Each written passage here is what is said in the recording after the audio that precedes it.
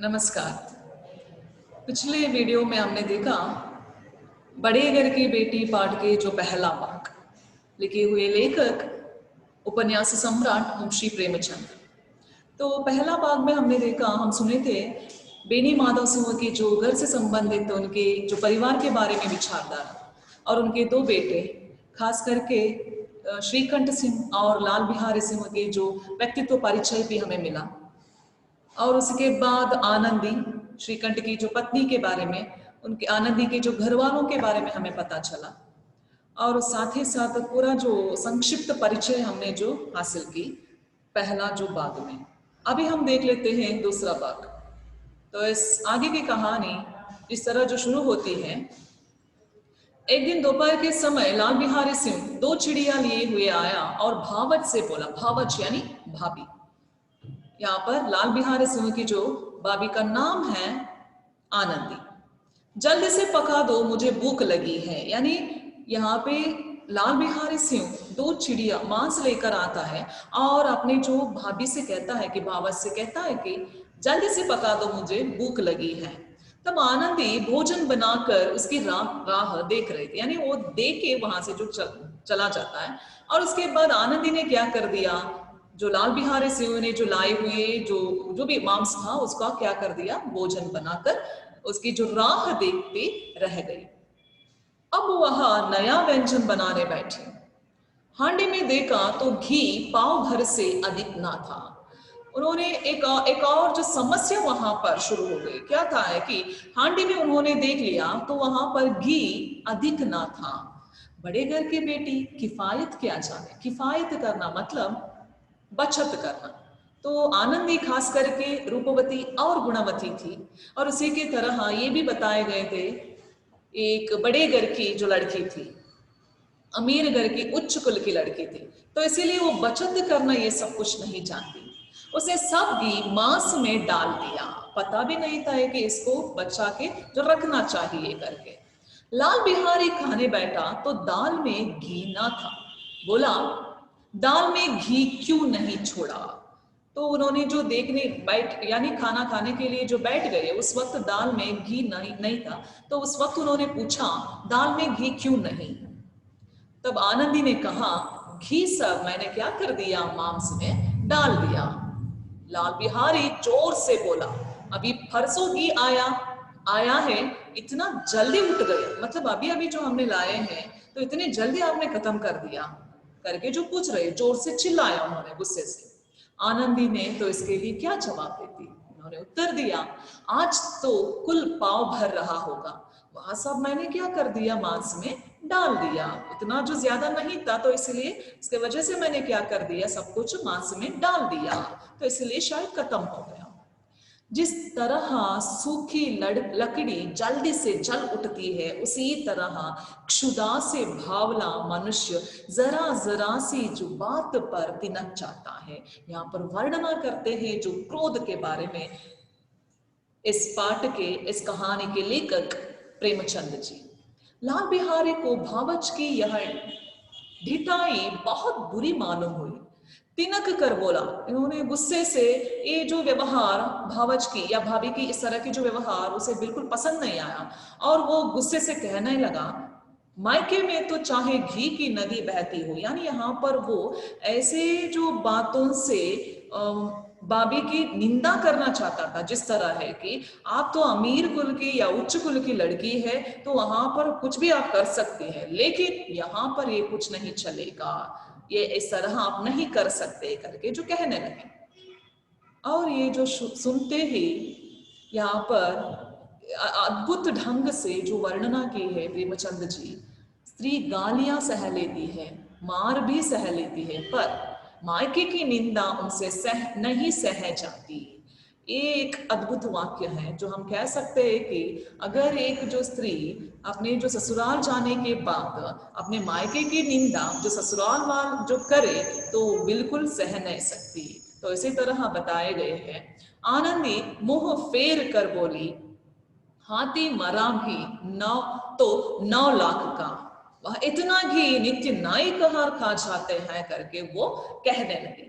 तब लाल बिहारी जल गया, थाली उठाकर पलट दी और बोला, जीभ चाहता है जीभ पकड़ कर खींच लो। यानी वो जो पहले ऊपर वाला जो सेंटेंस के जो मुताबिक, यानी उस वाक्य के मुताबिक, या ये जो सुनते ही लाल बिहारी जो सिंह को बहुत बुरा लगा और उन्होंने जो कहना शुरू कर दी, इस तरह जो कह दिया है कि जी चाहता है, यानी लाल बिहारी कह रहा है कि मेरा जो जी चाहता है जीभ पकड़ कर खींच लो करके गुस्सा दिखाई यहाँ पर प्रकटित कर रहा है। आनंदी को भी क्रोध आ गया, मुंह लाल हो गए। मुंह लाल होना मीन्स क्रोध। बोली, वह होते तो आज इसका मजा चखाते। यानी आप उस तरह जो करना चाहते थे, यानी जी पकड़ कर खींच लूं करके जो बोल रहे थे ना आप, तो इस तरह जो आप अगर आप करना चाहते हैं तो इसका अगर आप ऐसे करें तो इसका मजा कुछ और ही हो जाता। अब अपढ़ उज्जड़ ठाकुर से न रहा गया। यहाँ पर बता रहे हैं कि वो एक अनपढ़ है और उज्जड़ ठाकुर है, तो ये सब कुछ वो सह नहीं पाया। और उसकी स्त्री एक साधारण जमींदार की बेटी थी। लाल बिहारी सिंह की जो पत्नी एक साधारण से जो जमींदार की बेटी थी, और जब जी चाहता उस पर हाथ साफ कर लिया करता था। कड़ाम उठाकर आनंदी की ओर जोर से फेंकी और बोला, यानी यहाँ पर वो तुलना कर रहे हैं कि जो मेरी पत्नी होने के नाते वो कुछ भी नहीं बोलती मुझसे, और खास करके अगर मेरा जो जी चाहता है कि मैं उसे जो मारने के लिए भी तैयार हो जाता, लेकिन यहाँ पर मेरी जो भाभी इस तरह जो कह रही है, ये विचार आने लगे। और उन्होंने गुस्से से क्या कर दिया, अपना जो कड़ाम उठाकर तो क्या कर दिया, आनंदी की ओर जोर से फेंकी और कहने लगा, जिसके गुमान पर बोली हुई हो उससे भी देखूंगा और तुम्हें भी, करके कहने लगे। तब आनंदी ने हाथ से कड़ाऊ रोके, सिर बच गया पर उंगली में बड़ी चोट आई। क्रोध के मारे हवा से हिलते पत्ते की भांति कांपती हुई अपने कमरे में आकर खड़ी हो गई। यहाँ पर मेंशन कर सकते हैं कि एक स्त्री होने के नाते यहाँ पे आनंदी ने जो एक पुरुष के इस दुर्व्यवहार को जो सह गई, और खास करके जो अपने जो गुस्से से वो क्या कर लिया, जो अपने कमरे में जो गई और उधर जाके जो रोना शुरू कर दी। स्त्री का बल और साहस, मान और मर्यादा सिर्फ पति तक है। उसे अपने पति के ही बल और पुरुषत्व का घमंड होता है। आनंदी खून का घूंट पीकर रह गई। खून का घूंट पीना एक मुहावरा है। तो वो क्या कर लिया, जो अपने जो भी आए हुए दुख को ऐसे मन अपने जो अंदर ही रहकर वो रह गई। ये सभी आपको दूसरा जो भाग में जो मिले हुए विचार, एक घटना घटी जो मां से लेकर जिस तरह लाल बिहारी सिंह आ जाता है और उसे जो पकाने के बाद किस तरह की जो बातें जो सुनना पड़ता है, ये सारा जो सुननी पड़ती है यहाँ पर, सारा जो विचार इस जो दूसरे जो भाग के मुताबिक आपको देखने को मिला। अभी हम देख लेते हैं तीसरा भाग। श्रीकंठ सिंह शनिवार को घर आया करते थे। बृहस्पति को यह घटना हुई थी। बृहस्पति यानी गुरुवार के दिन ये घटना हुई थी, लेकिन श्रीकंठ सिंह शनिवार को घर आया करते थे। वो दफ्तर में काम करता था, तो इसके वजह से वो सिर्फ शनिवार को घर आया करते थे। 2 दिन तक आनंदी कोप भवन में रही। कोप भवन मतलब इसका कोई भवन नहीं होता, बल्कि वो गुस्से में थी। ना कुछ खाया ना पिया, उनकी बाट देखती रही। बाट देखना यानी राह देखना। यहाँ पर श्रीकंठ सिंह की जो राह देखती रह गई उनकी जो पत्नी आनंदी। अंत में शनिवार को वह नियमानुकूल संध्या समय शाम को घर आए और बाहर बैठकर कुछ इधर उधर की बातें, कुछ देश काल संबंधी समाचार तथा कुछ नए मुकदमों आदि की चर्चा करने लगे। मतलब हफ्ते में एक बार आ जाता है, तो इसलिए बनता है यहाँ पर कुछ घटनाएं, घटी हुई घटनाओं के बारे में कुछ पूछताछ करना वगैरह, वार्तालाप करना। यह वार्तालाप 10 बजे रात तक होता रहा। गांव के भद्र पुरुषों को इन बातों में ऐसा आनंद मिलता था कि खाने पीने की भी सुधि न रहती थी। मतलब वो इतना मग्न हो जाते हैं कि जो सारा विचार वो सुनना चाहते हैं, पसंद करते हैं, तो इसलिए खाने के बारे में भी वो बिल्कुल नहीं सोच सकते। श्रीकंठ को पिंड छिड़ाना मुश्किल हो जाता था। ये 2-3 घंटे आनंदी ने बड़े कष्ट से काटे। मतलब वो कहना चाहते थे अपने सारा जो दुख है, व्यथा है, वो अपने पति के सामने, पति के सम्मुख प्रकट करना चाहते थे। लेकिन यहाँ पर जो श्रीकंठ से वो बातें करने के लिए उनसे जो नहीं मिल रहे।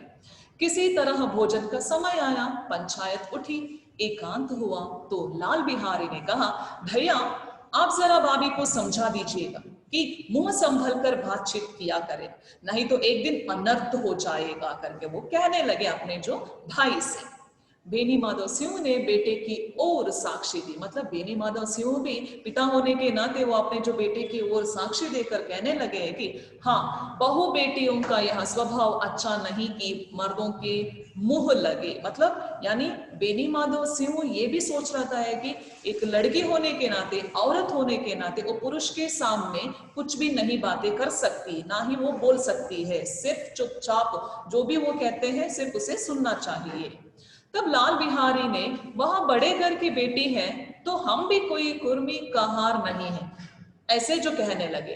तब श्रीकंठ ने चिंतित स्वर में पूछा, आखिर बात क्या हुई, क्योंकि उन्हें बिल्कुल पता भी नहीं था कि क्या हुआ था करके। लेकिन वो पूछना चाहते थे कि आखिर बात क्या हुई, घटना क्या हुई है, तो जरा तो बताइए मुझे। लाल बिहारी ने कहा, उस वक्त कुछ भी नहीं, यूं ही आप उलझ पड़े, मायके के सामने हम लोगों को कुछ समझती ही नहीं है करके जो बाबी के जो विरुद्ध खिलाफ लाल बिहारी सिंह वो कहने लगे। श्रीकंठ खा पी कर आनंदी के पास गए, वहां भरी बैठी थी, यहाँ हजरत भी कुछ ठीके थे। आनंदी ने पूछा, चित्त तो प्रसन्न है, मतलब जो शुरू करनी है ना, जो घटना है वो बोलना चाहिए, तो इसीलिए सबसे पहले शुरुआत से कहने लगी आनंदी, चित्त तो प्रसन्न है, आपका जो मन तो प्रसन्न है, खुश है आप। श्रीकंठ बोले, बहुत प्रसन्न है, पर तुमने आजकल घर में क्या उपद्रव मचा रखा है करके वो पूछने लगे। तब आनंदी की त्योरियों पर बल पड़ गए, झुंझलाहट के मारे बदन में ज्वाला सी दहक उठी। तब बोली, जिसने तुमसे यह आग लगाई है उसे पाऊं मुंह झुलूस दो करके कहने लगे। तब श्रीकंठ ने कहा, इतनी गरम क्यों होती हो, बात तो कहो, विचार क्या है, बात तो बताइए मुझे, ताकि मैं समझ सकूं करके वो कहने लगे।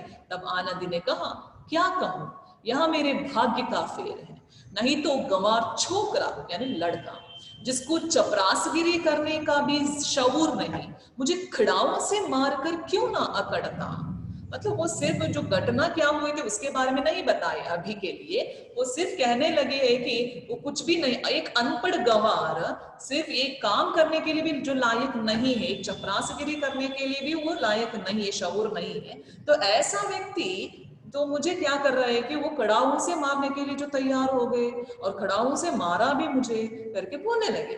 तब श्रीकंठ ने कहा, सब हाल साफ साफ कहो तो मालूम हो, मुझे तो कुछ पता नहीं, यानी वो बिल्कुल नहीं जानता है कि क्या हुआ था करके।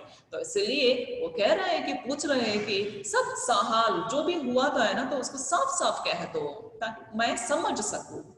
तब आनंदी ने जो पूर्ण रूप से वो घटना बताती है, जिस तरह जो बागदू में हुआ था ना, ये सब कुछ वो संक्षिप्त रूप में बोलती है।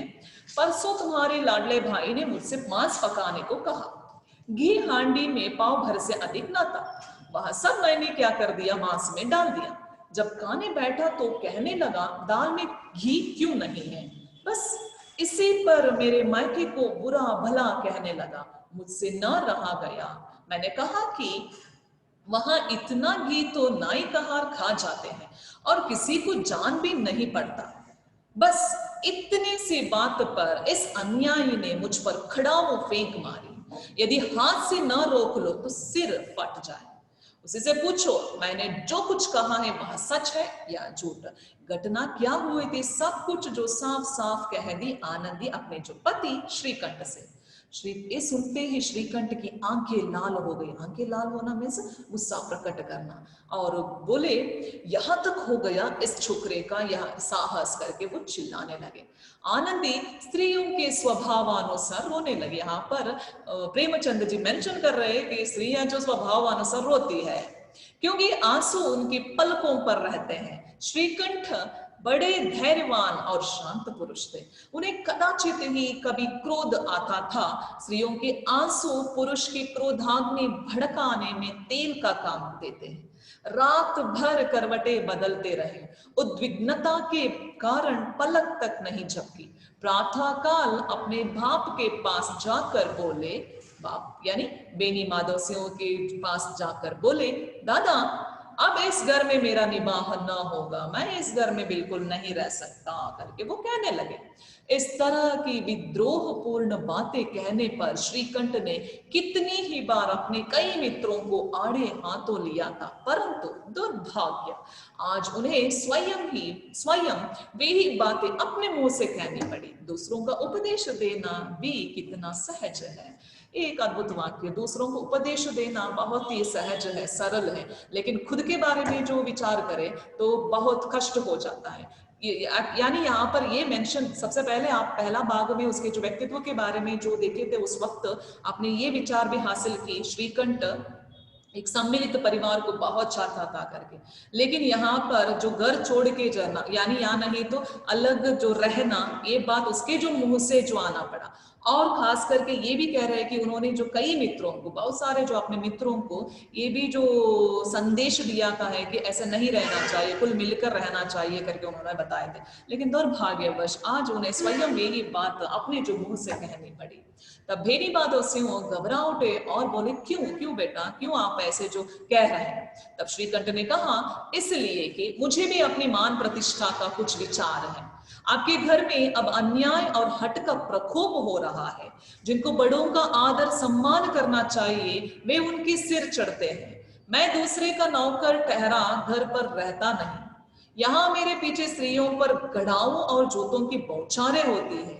यानी अपनी जो पत्नी के खिलाफ हुए जो इस घटना के बारे में दो कह रहे, कड़े बात तक चिंता नहीं, कोई एक की दो कह ले वहां तक मैं सह सकता हूं, किंतु यह कदापि नहीं हो सकता कि मेरे ऊपर लात घूंसे पड़े और मैं दम ना मारूं।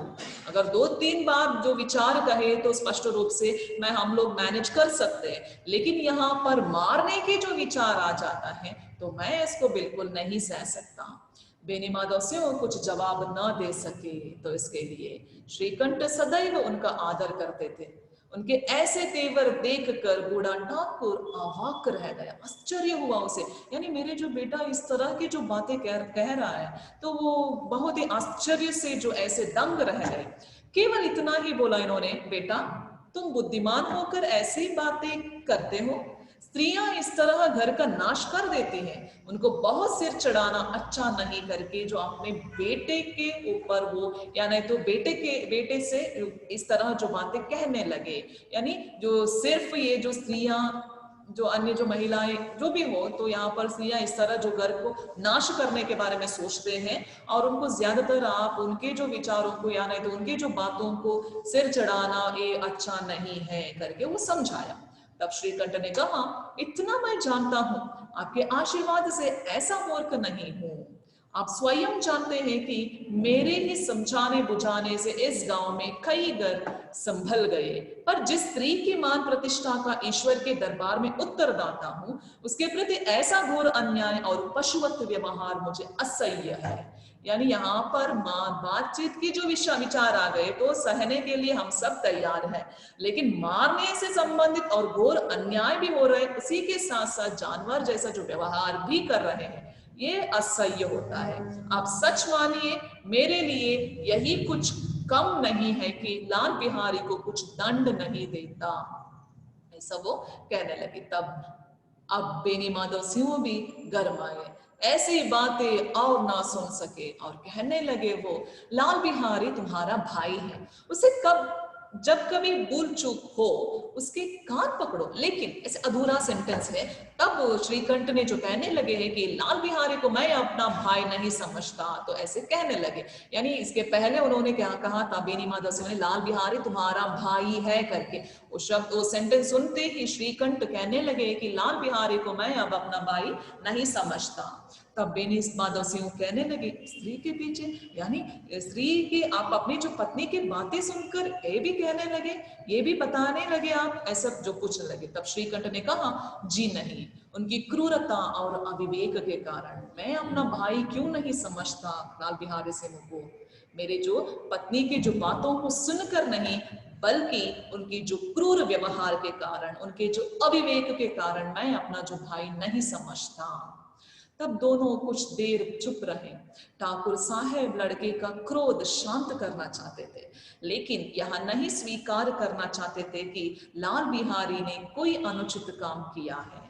इसी बीच में गांव के और कई सज्जन हुक्के चिलम के बहाने वहां आ बैठे। यानी गांवों की जो प्रथा है, वहां पर क्या करते हैं कि लोग आपस में जो जाके वार्तालाप करना वगैरह जो हो जाता है। और खास करके ये भी बता रहे हैं कि कई स्त्रियों ने जब यह सुना कि श्रीकंठ पत्नी के पीछे पिता से लड़ने को तैयार है, तो उन्हें बड़ा हर्ष हुआ। दोनों पक्षों की मधुर वाणियां सुनने के लिए उनकी आत्माएं तिल मिलाने लगी। गांव में कुछ ऐसे कुटिल मनुष्य भी थे जो इस कुल की नीतिपूर्ण गति पर मन ही मन चलते थे।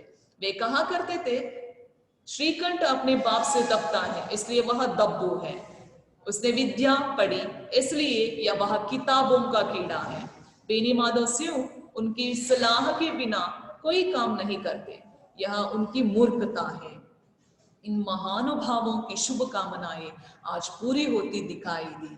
कोई हुक्का पीने के बहाने और कोई लगान की रसीद दिखाने आकर बैठ गया। ये सिर्फ एक बहाना था, मतलब वो देखना चाहते थे, सुनना चाहते थे कि बेनी माधव सिंह के जो क्या हो रही है करके।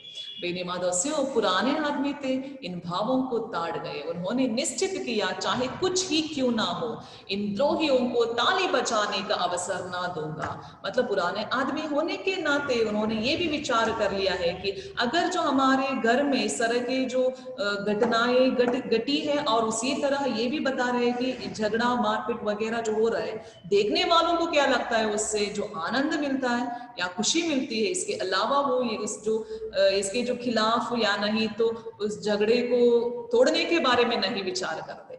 तो इसीलिए उन्होंने समझ लिया, फिर तुरंत कोमल शब्दों में बोले, बेटा मैं तुमसे बाहर नहीं हूं, तुम्हारा जो जी चाहे करो, अब तो लड़के से अपराध हो गया है करके वो सब कुछ बात समझ कर कहने लगे।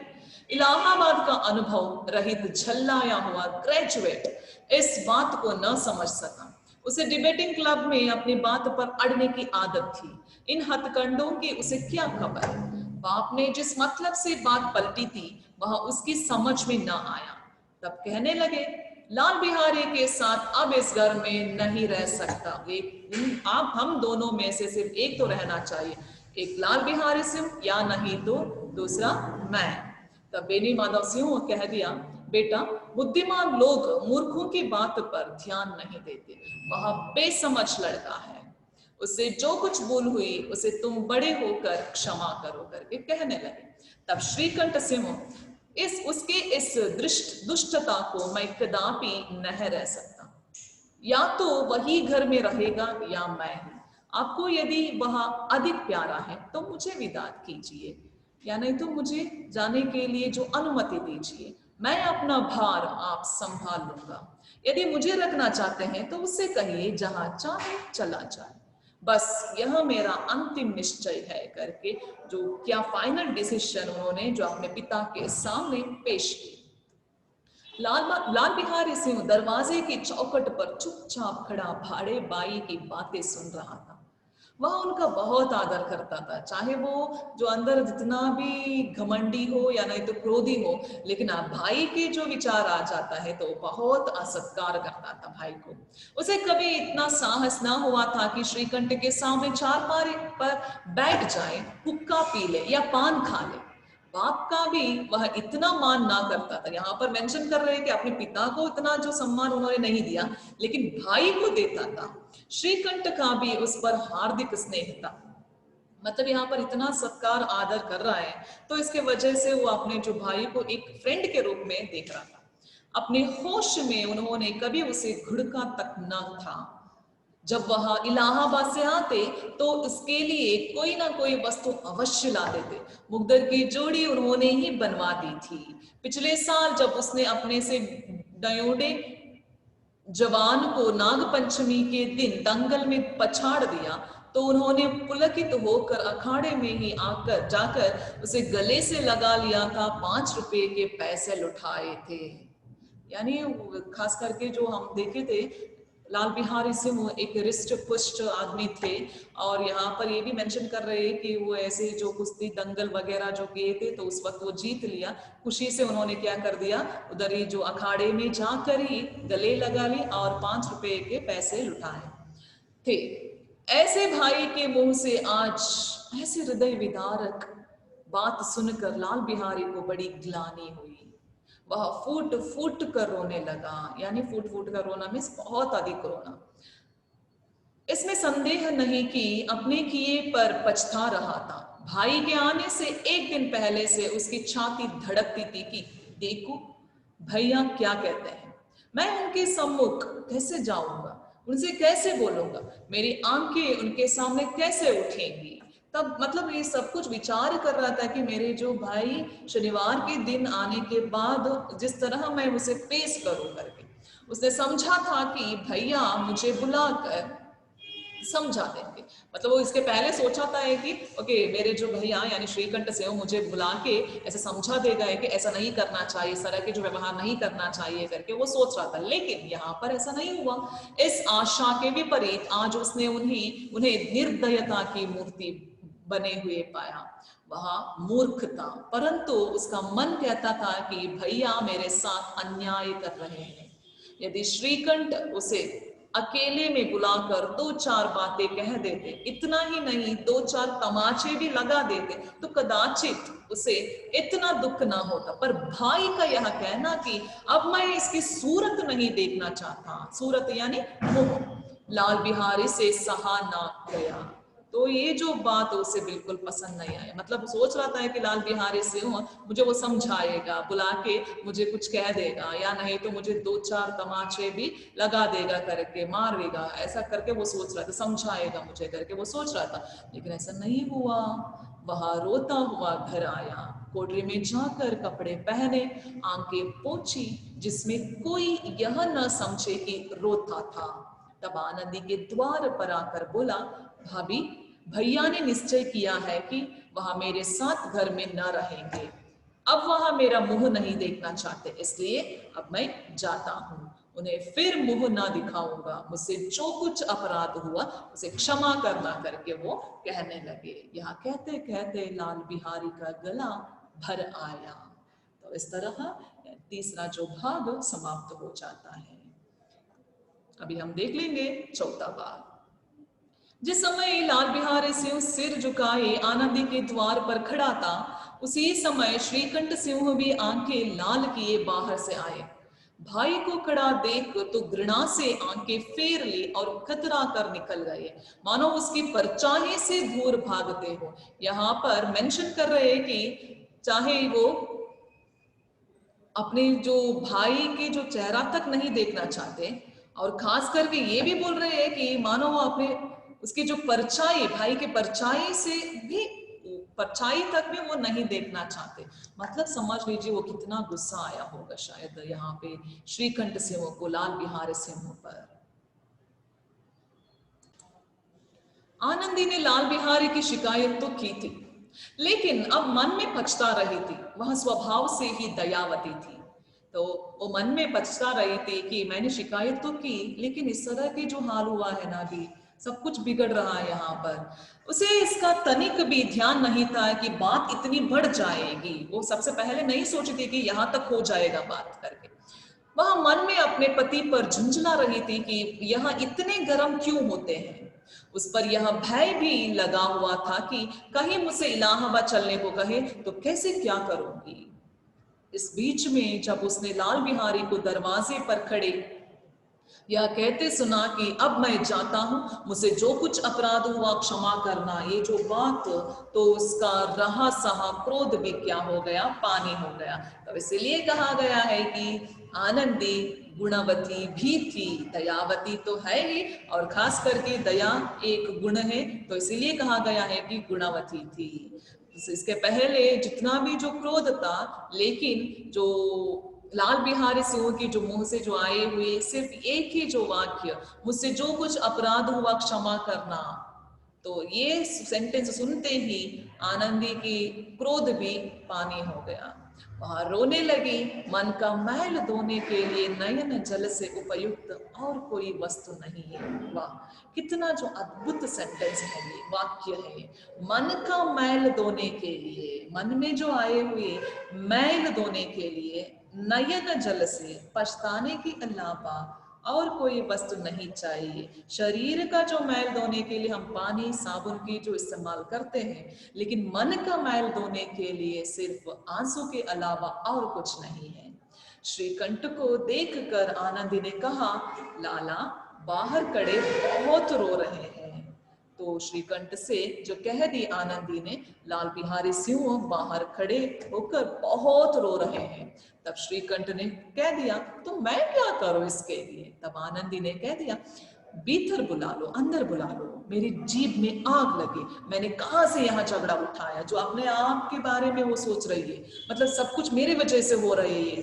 तो इसलिए वो कहने लगी है कि मेरी जीभ में आग लग जाए, और मैंने कहां से ये झगड़ा उठाया, अंदर बुला लो लाल बिहारी को। तब श्रीकंठ ने कहा, मैं ना बुलाऊंगा। तब आनंदी ने कह दिया, पछताओगे, उन्हें बहुत ग्लानि हो गई है, ऐसा ना कहो कहीं चल दे। उसे जो आत्मग्लानि हुआ है कि उसके जो अपनी गलती की जो एहसास हुआ है, तो इसलिए उसे जाने मत दीजिए, बुला लीजिए करके कह दे।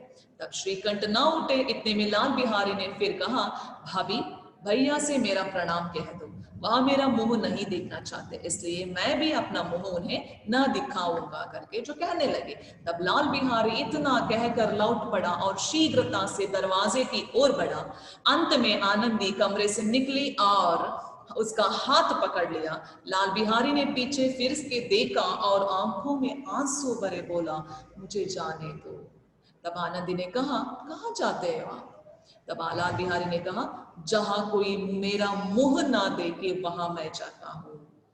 तब आनंदी ने बताया, मैं ना जाने दूंगी। उस वक्त लाल बिहारी तो इसके लिए क्या जवाब दिया, मैं तुम लोगों के साथ रहने योग्य नहीं हूं, तो इसलिए मैं जा रहा हूं। तब आनंदी ने कहा, तुम्हें मेरी सौगंध, अभी एक पग भी आगे ना बढ़ाना। तो ऐसे कह दी, मतलब मैं जो कसम खा के बोलती हूँ, बोलता हूँ करके जो विचार है ना, तो इसी तरह हाँ, तो यहाँ से आप नहीं जाना चाहिए, एक पग भी, एक कदम भी आप आगे नहीं बढ़ सकते। लाल बिहारी तो सुनते ही ये जो, यानी आनंदी की या भाभी की जो ये वाक्य सुनते ही, विचार सुनते ही वो कहने लगे, जब तक मुझे यह ना मालूम हो जाए कि भैया का मन मेरी तरफ से साफ हो गया, तब तक मैं इस घर में कदापि न रहूंगा करके वो कहने लगे। तब आनंद ने कहा, मैं ईश्वर को साक्षी देकर कहती हूँ कि तुम्हारी ओर से मेरे मन में तनिक भी मैल नहीं है, मतलब जो तुम्हारी ओर से, जो तुम्हारे तरफ से मेरे जो मन में जरा सा भी कुछ विचार, गलत बात या नहीं तो गलत विचार बिल्कुल नहीं है। अब श्रीकंठ का हृदय भी ये जो सुनते ही, ये विचार सुनते ही हृदय पिघला। उन्होंने बाहर आकर लाल बिहारी को गले से लगा लिया। दोनों भाई खूब फूट फूट कर रोए। लाल बिहारी ने सिसकते हुए कहा, भैया अब कभी मत कहना कि तुम्हारा मुंह ना देखूंगा, इसके सिवा आप जो दंड देंगे मैं सहर्ष स्वीकार करूंगा करके कहने लगे। तब श्रीकंठ ने कांपते हुए स्वर से कहा, लल्लू इन बातों को बिल्कुल भूल जाओ, ईश्वर चाहेगा तो फिर ऐसा अवसर न आवेगा। मैं भगवान से ये प्रार्थना करता हूं कि इस तरह के जो अवसर वापस न आ जाए। तब बेनी माधव सिंह बाहर से आ रहे थे। दोनों भाइयों को गले मिलते देखकर आनंद से पुलकित हो गई और कहने लगे, बड़े घर की बेटियां ऐसी ही होती हैं, बिगड़ता हुआ काम बना लेती हैं। गांव में जिसने यह वृत्तांत सुना उसी ने इन शब्दों में आनंदी की उदारता को सराहा, गुणगान की, जिस तरह है कि बड़े घर की बेटियां ऐसे ही होती है। तो इस तरह जो हमें एक सीख मिलती है, खास करके एक लड़की होने के नाते, एक स्त्री होने के नाते, जिस तरह जो हम हमारी जो जिम्मेदारियों को निभाना चाहिए, और खास करके बड़े घर की बेटी होने के नाते भी वो बिगड़ता हुआ काम बना लिया आनंदी ने। तो इस तरह बड़े घर की बेटियां ऐसे ही होती है। धन्यवाद।